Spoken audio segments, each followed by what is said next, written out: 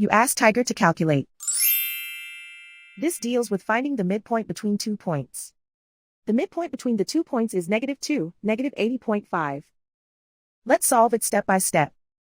Plot the 2 points and calculate the midpoint using the formula. The coordinates of point 1 are, x1 equals -31, y1 equals -67. The coordinates of point 2 are, x2 equals 27, y2 equals -94. PM represents the midpoint of the 2 points.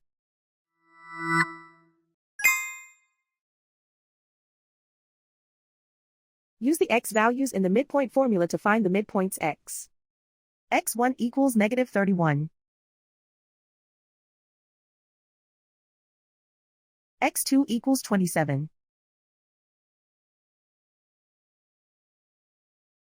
Simplify the arithmetic.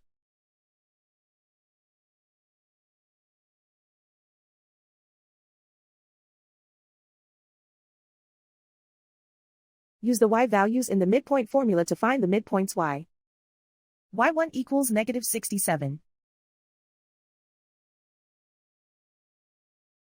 y2 equals -94. Simplify the arithmetic.